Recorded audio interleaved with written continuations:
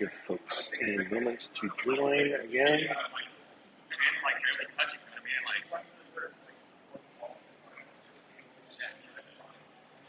Let's start up the stream manager on here.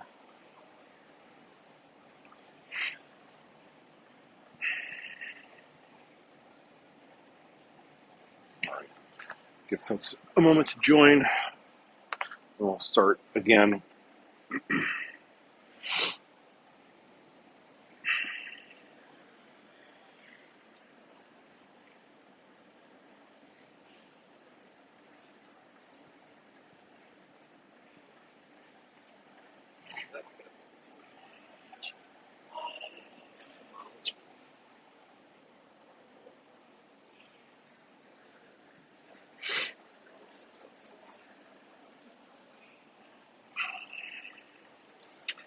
All right, I'm gonna get going here on this. Basically, I want to do two things. I want to implement some collision detection with the background information. So we have the table of like all the data that's relevant for the ship, like where it is in the background. And so I want to just do some basic, like where does the ship sit in the map, and then does that mean it's colliding with one of these other tiles that is the green tile on the background? And then once we have that basic collision detection done, what I want to do is I want to implement the controls where, like I said, I think what I really want to do is I want to make it that if you, I don't know about A and B, but for the left and right controls at least, I'm trying to think of like what makes the most sense, because in terms of a real situation where you might be, oh, I'm not using my headphones, am I? All right. Is that actually working? Had an issue with the audio before. Okay, no, that's working. Okay.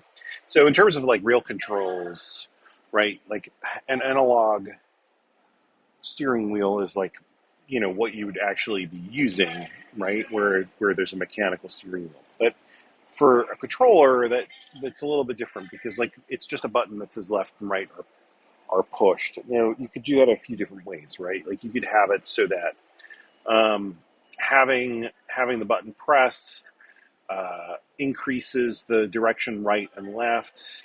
Like pressing to the right increases the amount of right until there's no more the wheel could go, and then I guess it stays in that position. The other thing you could do is you could like tap it so that you don't have a situation where holding it down you go too far to the right. But then it could be a little bit tricky in terms of like, is that going to be hard to control, because then you're constantly tapping in either direction. But I also think that that's probably going to be a little bit more intuitive. But anyway, we can mess around with that at some other point. But the idea is to just kind of implement this, see what that looks like in C, and then take it from there. So what we're going to need to do is we're going to need to add a few things, right? So we're going to need to add a throttle variable that identifies are you moving forward or backwards.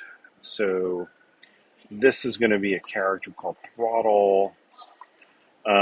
Notice that it's not unsigned, because we're going to have a positive and negative value. If you're moving forward, then it's going to be positive. If your throttle is moving backwards, then it's negative.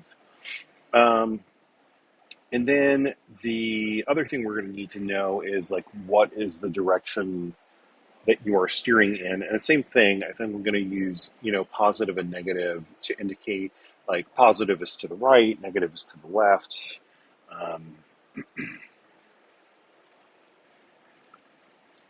Now, the thing is, like when we were working with some of these values, positive and negative, in the assembly code, it's kind of cumbersome to work with that stuff, just because the CPU doesn't necessarily represent things in positive and negative. We talked about like choose complement and how binary represents negative values, where it's not really so much that you're it's not like there's a sign bit, right, that says like your value is a -1 or -5. Two's complement is a way of representing the value, so that if you take a positive value, like if you take 1, for example, and I know I did this at one other point, but like if you take the value -1, right, the two's complement value of that is 4 ones like that, right?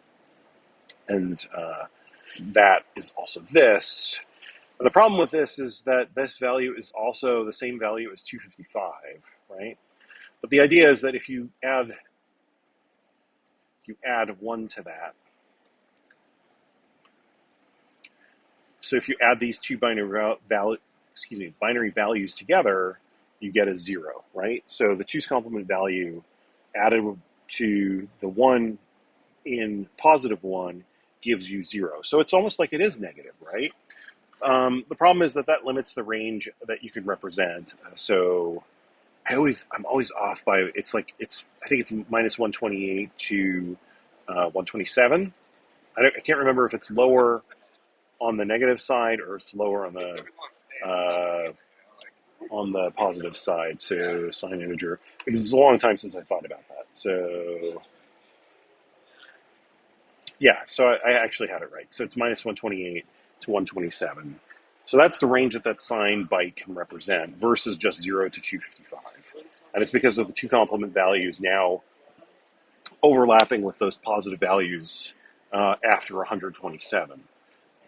So that limits the range that you can have, but I think it's worth it for something like this because we're dealing with something where that's a totally acceptable range of values. I don't even think we would get that far because 127-ish possible throttle positions in positive and negative is kind of excessive. We probably only need to use like 10 at most. And in theory, then that means we could maybe even make this a little bit more efficient by using smaller types. But, I don't care about that right now.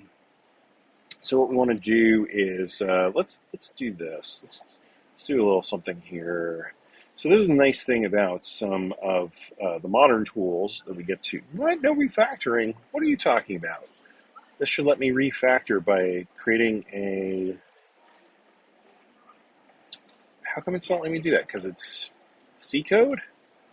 Well, that's nonsense. All right, so what we can do is, initialize player, right? We just call this method void initialize player.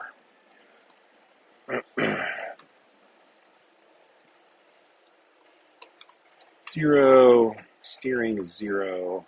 So we're just calling that. And actually, we probably want to do that after we initialize the hardware and maps, right? So, and all of this stuff could actually be factored out into its own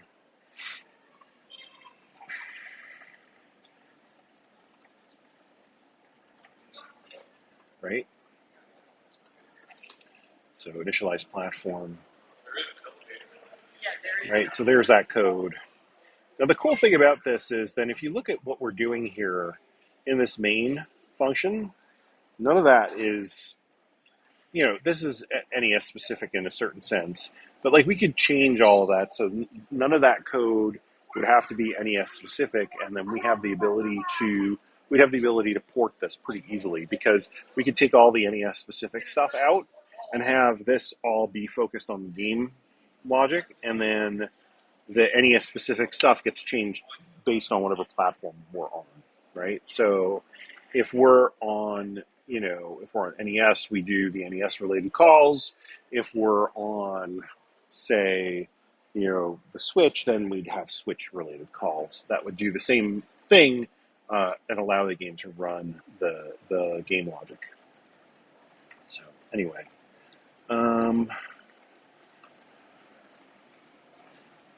FCEUX on the Mac is just not happy.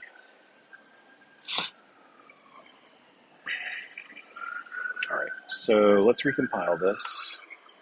You can see it compiled no problem, even though we made those changes and refactored some things. And we want to just take a look at that code real quick. We can talk about that a little bit. The thing is, like, refactoring code in C is a lot more straightforward. Why am I not finding what I'm looking for.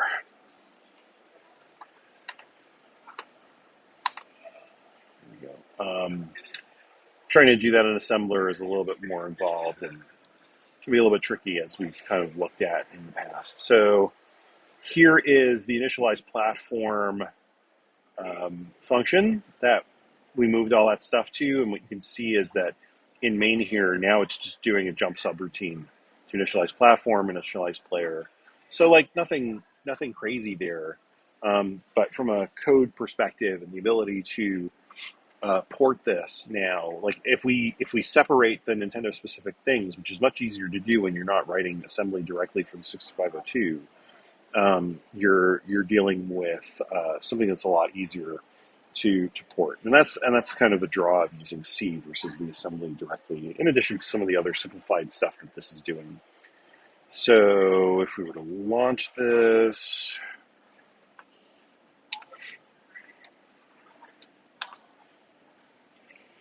everything is the same, right? So let's start adding some code now into here so that when we hit the edge, the ship stops.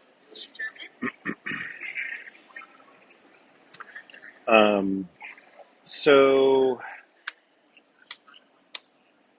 let's do this. Let's make something called update player, pass buttons.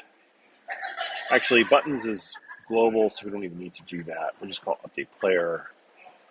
Let's move this out of here. We're just going to go crazy with the refactoring, okay? So, update player.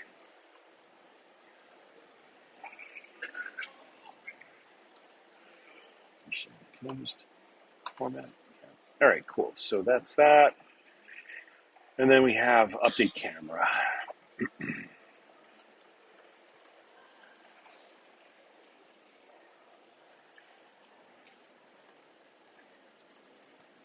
So update camera.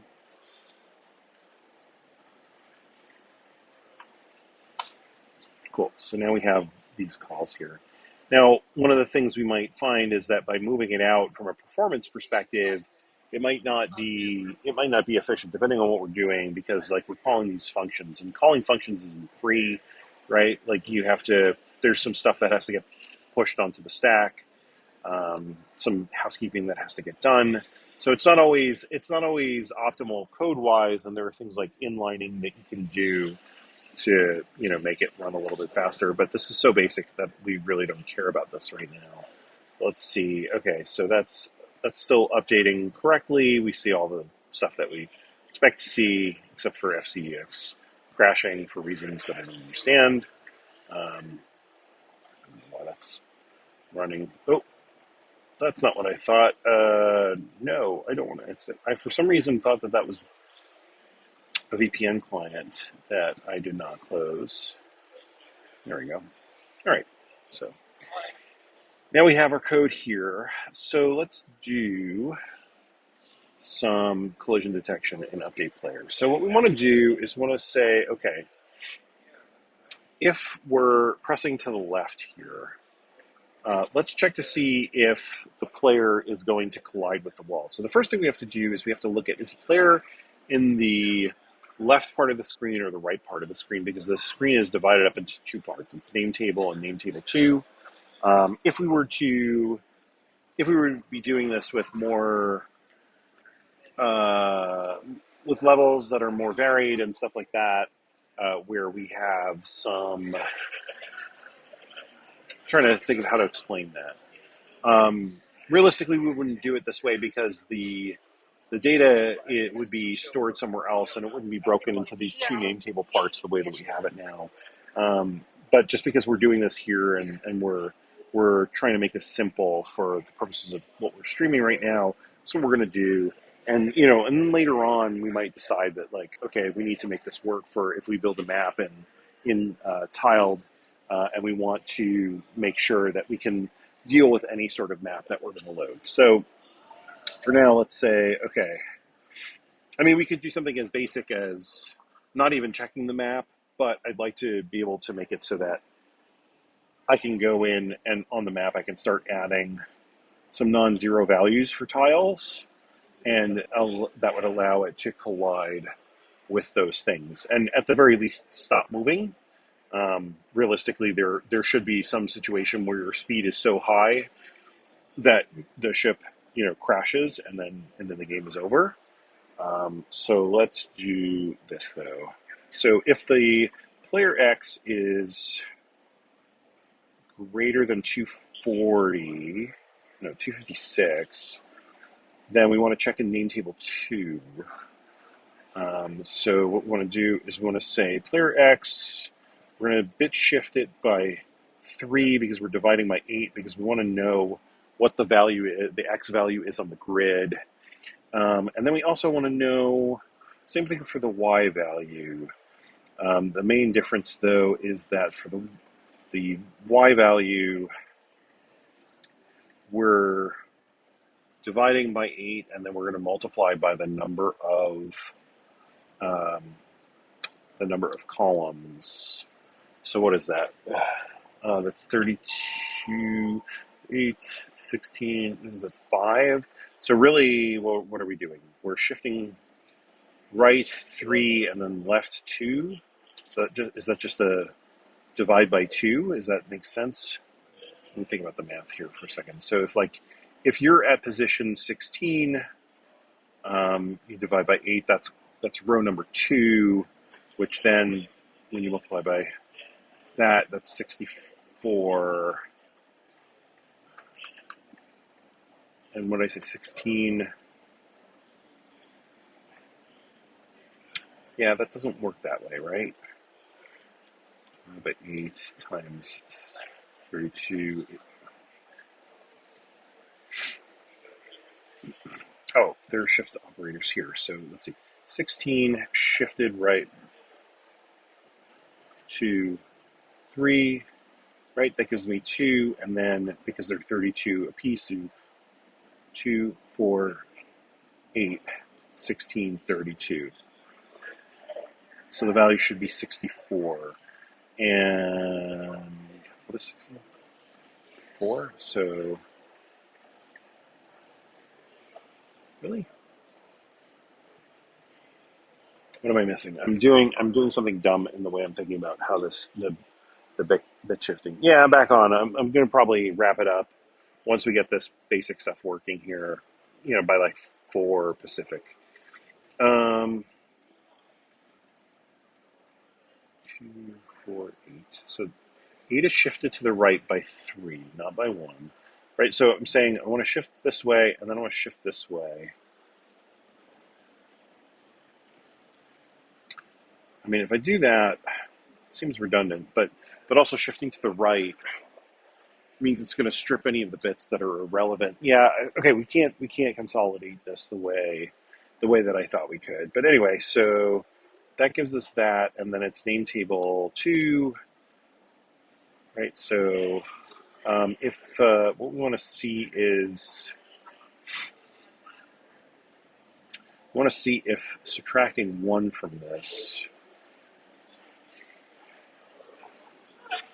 is equal to 0. If it's not equal to, actually do it the other way. If it's equal to 0, then we're going to subtract, right? Because we only want to allow the player to go into a space that there's nothing to collide into. And then the same thing here, where we're going to say, okay, if this is player position here, we're going to add 1. So the player, there's nothing to collide into, let them do it. So let's see how that goes. Oh, if that would help.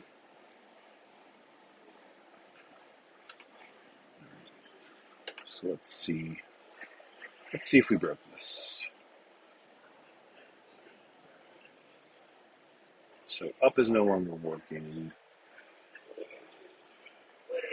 Oh, hold on a second.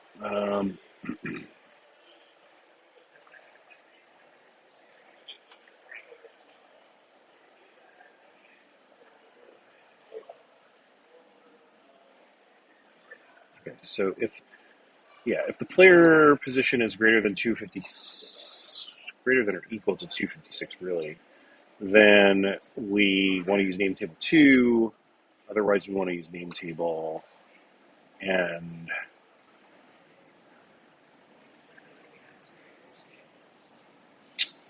then we do that, right?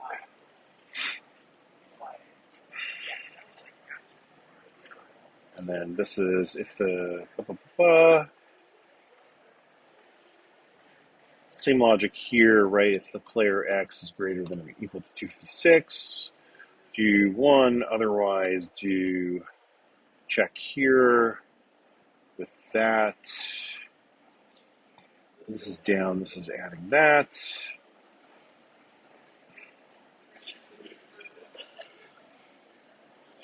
So let's see. So player +1.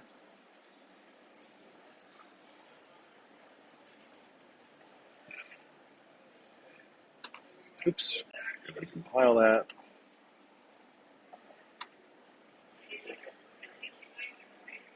All right. So you can see the sprite is stopping now because the next tile is a collidable tile. Now, the only thing is for down, I forgot the fact that realistically this should be 9. It should be 9 because we want to check the bottom. We don't want to check just based off the top coordinate, right? The bottom is going to enter at the bottom of the sprite +1. So it makes sense that that would be what we would need to do.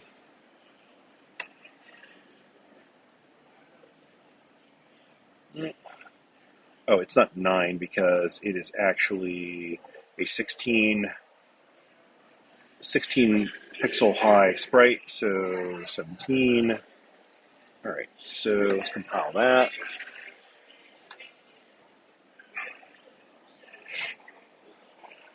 All right, so, part of it is like the sprite has also got a lot of dead space around it, specifically for we want to be able to rotate it, so that was why that was built that way.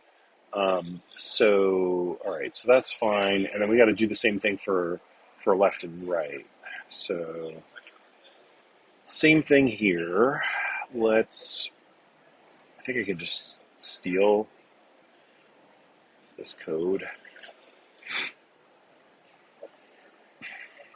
I gotta change that it's what it's doing to X and Y.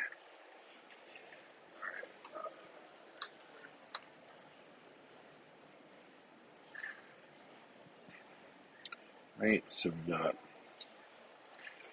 the X and Y are being adjusted here. Except I messed that up. That seems okay, but that is not. So, alright. All right, we've got this, and then we're saying instead of doing the -1 here, what we want to do is we want to say, okay, we're saying X -1 and X -1. And then this is going to be X plus 17. And we don't want to do that here. We don't want to do that here. So we're going to add 17 to this 2. Right? And then, all right, so that's that. I'm just looking to make sure that seems okay to me. I might have messed something up in there, but we'll see. So one thing to notice is like this kind of math code is so much easier to deal with in C than it is in assembly, because in assembly you've got to like really break it down into the order of operations you want, and you've got to really be careful about how you're manipulating things, and compiler takes care of all of that stuff for you. So you end up with some really much easier to read code. But if you look at it like here, right, where it's like main table, where is that? Yeah, so like you can see like all of this stuff that it's doing here, right? So are those the line numbers? I think those are the line numbers. That would make sense. But it's doing a decrement and then a load, then it compares, it's got a couple of rotates. Like there's a lot going on here that you don't have to think about when you're doing it in C. versus assembly. So pretty cool. Definitely makes your life easier when it comes to that stuff.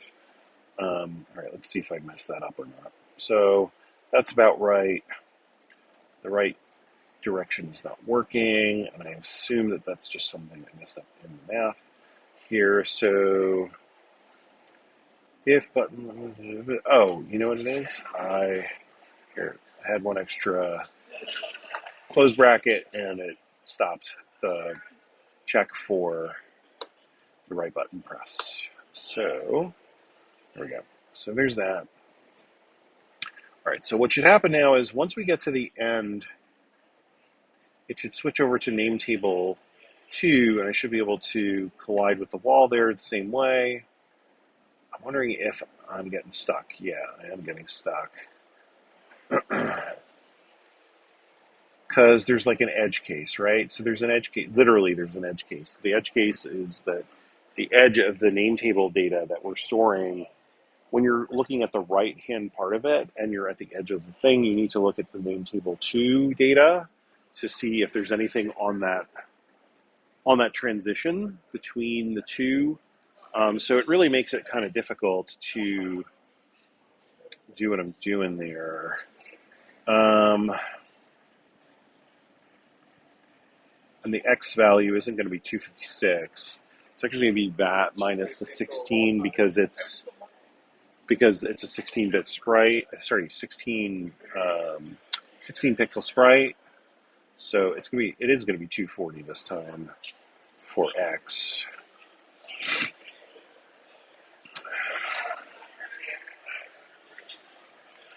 All right, so we've got that set there. So if we go back and compile that, it's still gonna act weird, and I don't really care about that right now for what we're doing. Just kind of want to get this working.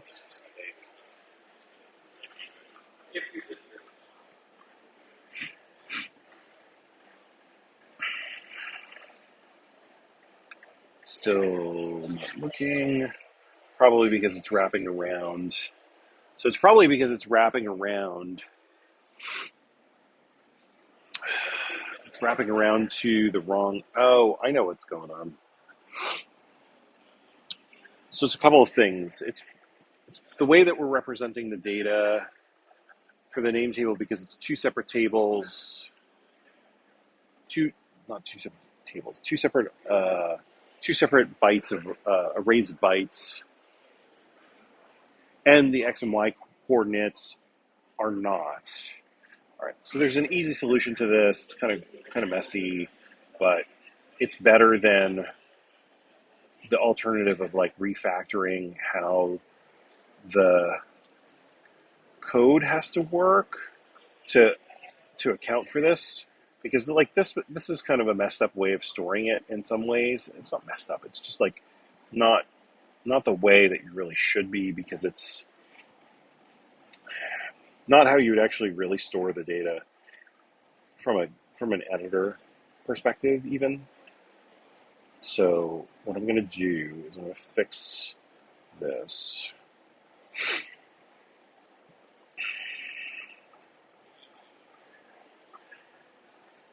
All right, so now that's the whole name table data. Now the thing that we have to do is we have to change the loop of how we initialize the name tables. This will fix the problem with the collision that we're having, but we also have to change and then it actually simplifies this too. We don't care anymore what the x position is. Name table 2 will cease to exist. And what we're going to do is we're just going to say, if the player, look up the player's information and see where they are in the map, and if the next thing that they're going to hit is collidable or not. So it really simplifies this a bunch because we're not splitting it up into two different parts. And then the only thing that this complicates is the way we initialize the name table, right? So the way we initialize the name table, we have to do this in sort of two parts. We have to do this in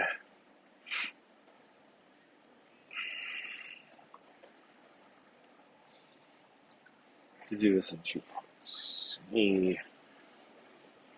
So what we need to do is, instead of doing this as 960 just straight up like this, what we really want to do is want to treat I and j like an x and y, and we want to say, j is our y effectively.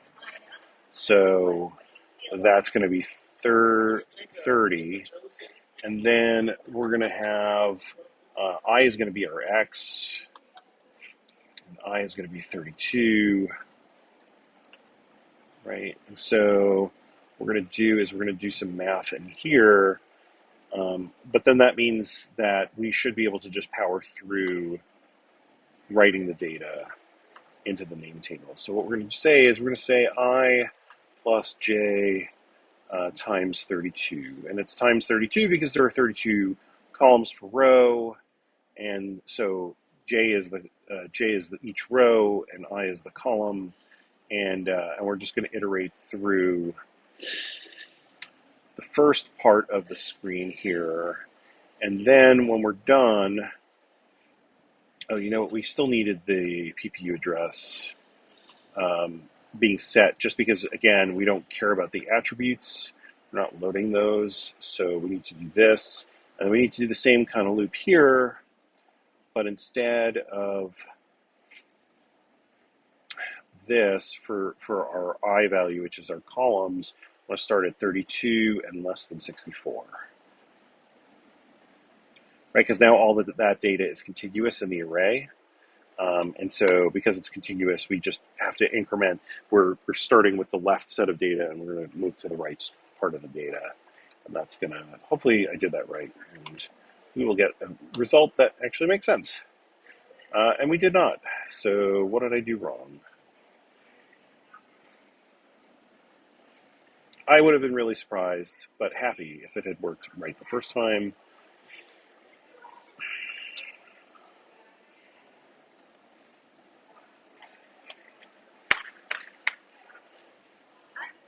Oh, you know what it is? It's because it's not 32, it's 64, because it's double wide, right? It's actually 64 wide by the proper tallness of it.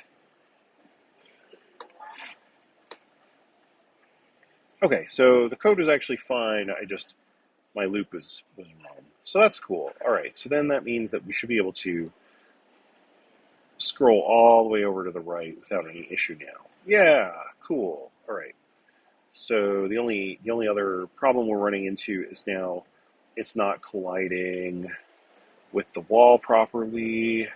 So what's going on with the math there? So if we're moving to the right, player X.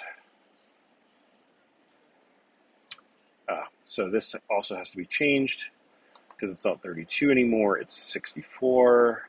So that's a pretty basic thing to fix. And at some point I would like to do it where, you could have either long or tall screens, but because we're just using NROM, we can't swap the mirroring dynamically like you can with some other mappers. So, yeah. So let's see. This should be fine. Yep.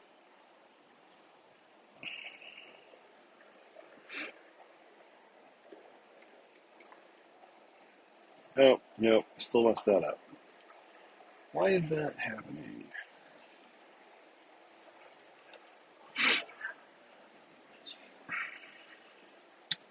Let's see. If right is pressed, take the player value, divide it by 8.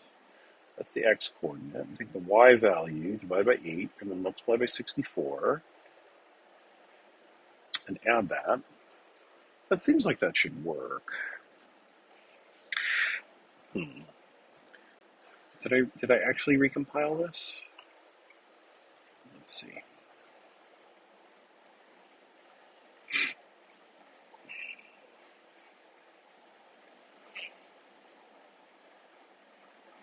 Weird. Weird.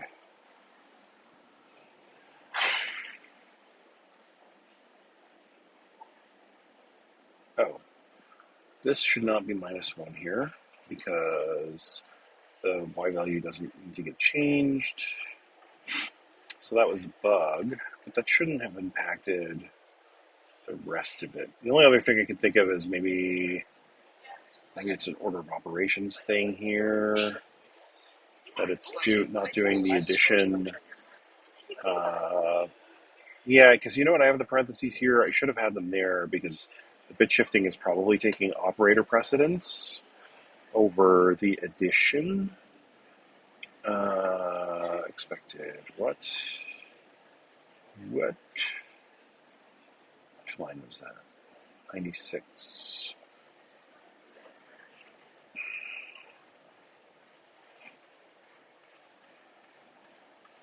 There's an extra open paren.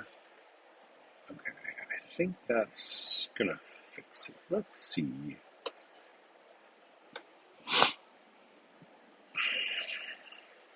Now what we can do also, we can add some tiles in here to make it a little bit more visually interesting for scrolling.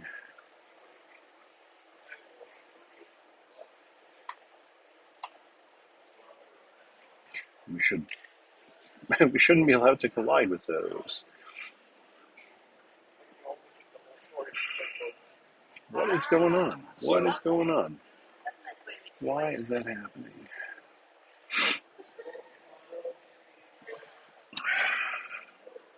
Come on, exit, emulator. You're being dumb. Alright. So, like, why is that not working? Because it's not, because it's not really, it's looking at the corner. Okay, that makes sense. So that actually works. That actually works too.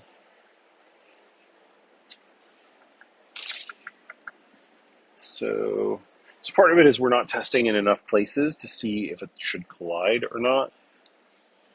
At least up until this. I don't understand why this is this okay? That's okay. But to the right, it's not working. Is it working to the left? Or is that broken too? No, that's totally broken. That's way off. Okay. So what's going on with my code? It's players X is divided by 8 to get the column, and then we want to add 17. Wait, I'm looking in the up and down, which is presumably, I think that's still okay. Yeah, that's still okay. So if the player is going left, we take the X, we subtract 1, then we divide by 8 to get the column value. And then we need to add the Y that's been converted to what row number it is, or how many tiles are in each row. So there's 64 columns per row. So the player Y is being shifted, divided by 8, and then multiplied by 64. So for example, are we completely stuck?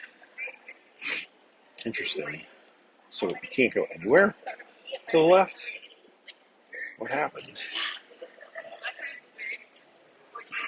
It doesn't make any sense.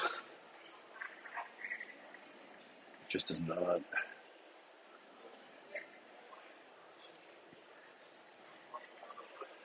I'm going to break this down into real math, and then we'll go back to the bit shifts in a second, because maybe I'm just messing something up in the bit shifts.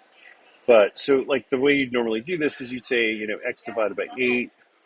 That gives you your column position, and then you want to add that to y divided by 8 times the number of columns per row, which is 64, right? And then we also said that it's not just that, but if you're going left, you want to say, okay, x minus 1 to see if that actually is what you want to do.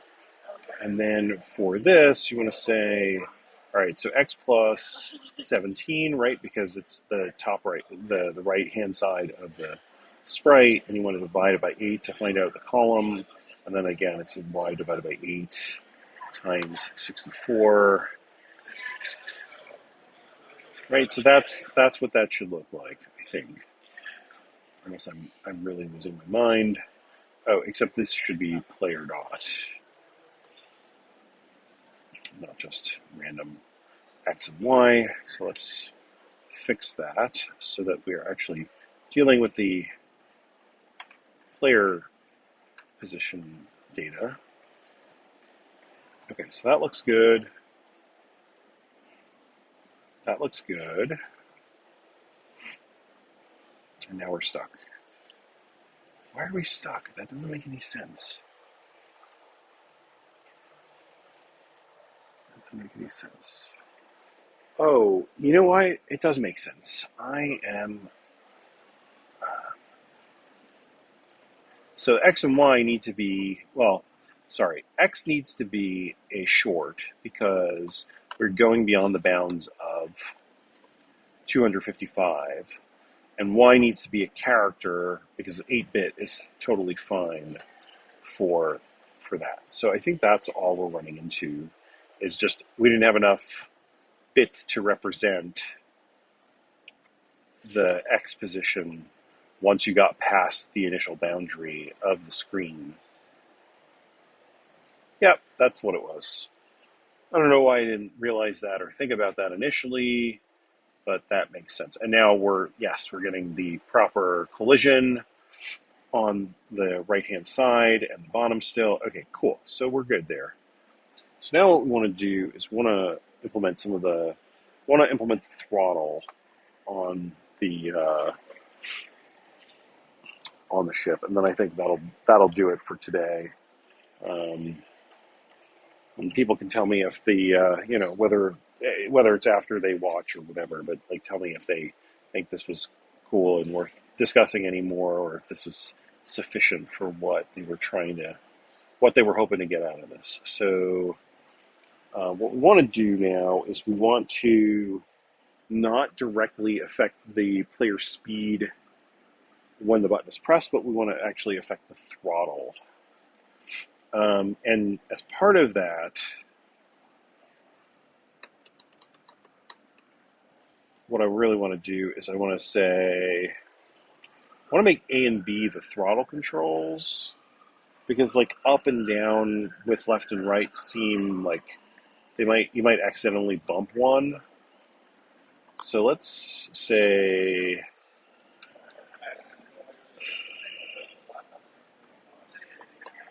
is it LFA? It is LFA. So LFA. So we'll say A is increase the throttle, right? It's a plus player throttle, and B is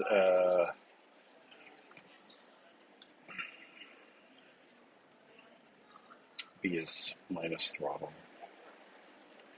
We're not going to do anything with the direction yet. We're just going to make it so that you can go forward and back. So what we'll need to do is we would need some sort of,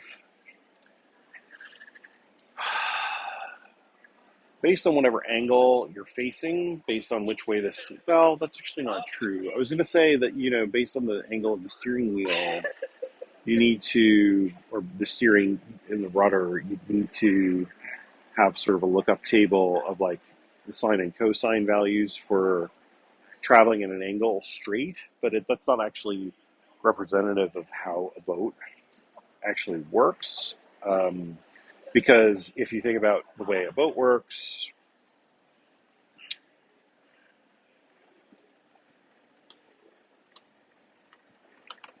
pull up.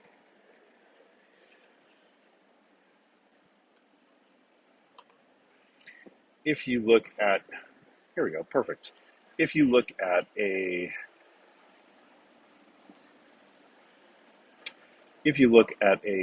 motorboat, motor is in the back. So the angle of the motor is pushing up, it's pushing into the boat.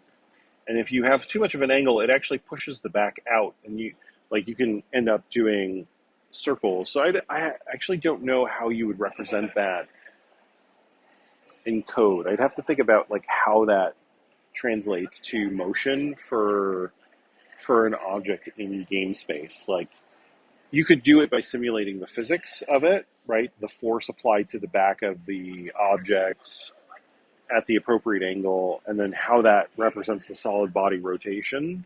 But obviously that's going to be way too complex, I think, for the NES. I say obviously, but then I think.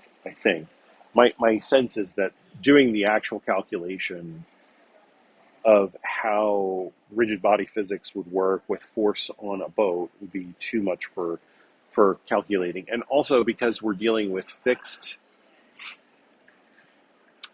angles and it's not an open thing where the angle can be, very, very precise, any sort of angle, to probably pre-calculate like how that would affect the motion of the object. And so I got to think about that a little bit. I'm not sure how you would simulate that sort of physics on something like the NES because it's just such a you don't have any floating point or anything like that. So let's not go there. Let's just work with like we have throttle, and then what we're going to do is if the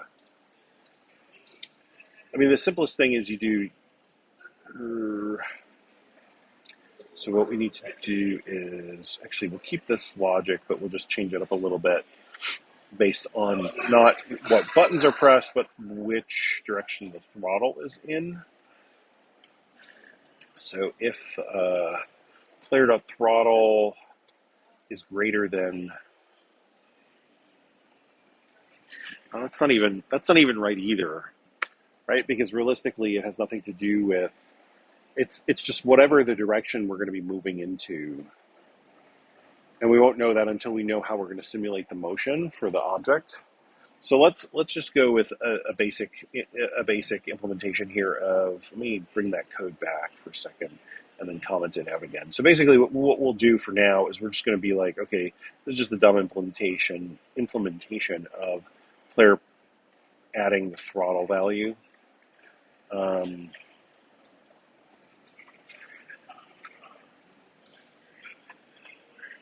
And obviously we don't want to exceed the maximum value that it can represent, right? Because we talked about the signed ability to represent the data in those bytes. So that's really what we're talking about. We don't want to go beyond 127, and we don't want to go beyond minus 128. So then we're just going to add the throttle, which is super stupid and not what we really want at all. And then what is it saying? Statement has no effect. Line 86. 86. What? Warning. Line 86 statement has no effect. Expected semicolon. If 0 buttons LFA. If player.throttle is less than 127, is it because it's always going to be less than 127? That could be. No. What am I missing? Unknown throttle.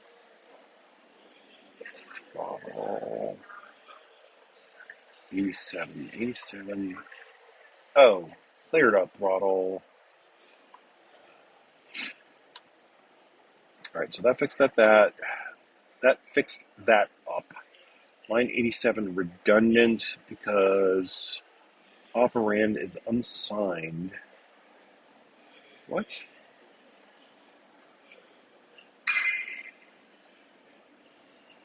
To say signed character. Okay. I thought that was implied, but okay, 86. If buttons and LFB do not equal 0, oh, else if. Do I still need that, or was that just an error because of the compiler not liking my dumb code? Comparison redundant because operand is unsigned.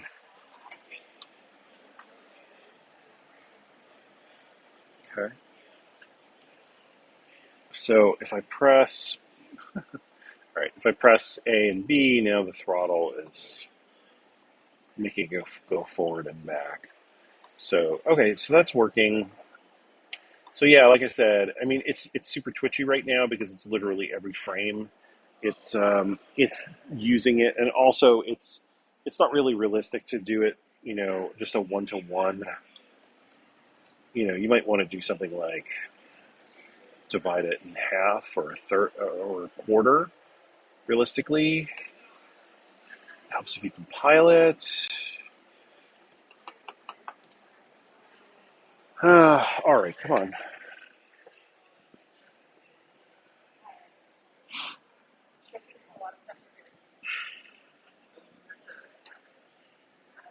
So yeah, so that's a little bit more manageable button press wise.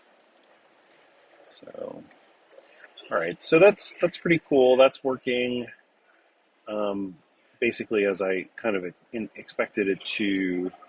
The collisions are obviously not working now because, like I said, I got to figure out what the physics of that would be. It's not immediately obvious to me. I'll think about it a little bit, but I'm going to wrap the stream up. Hope this was interesting for you folks who were wondering about programming in C on the NES. As you can see, it's actually pretty straightforward. There's not a whole lot to making this stuff work.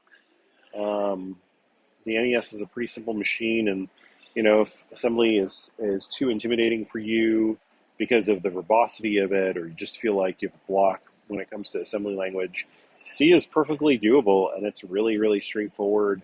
There are a lot of good options for it. The code seems to be pretty high quality with vbcc. One thing that I did notice that if you go get vbcc, there are binaries for for Windows and Linux, but there are not for Mac OS. But it is pretty easy to build those binaries yourself if you need to, because it just uses make to build them. The only trouble you might run into is that for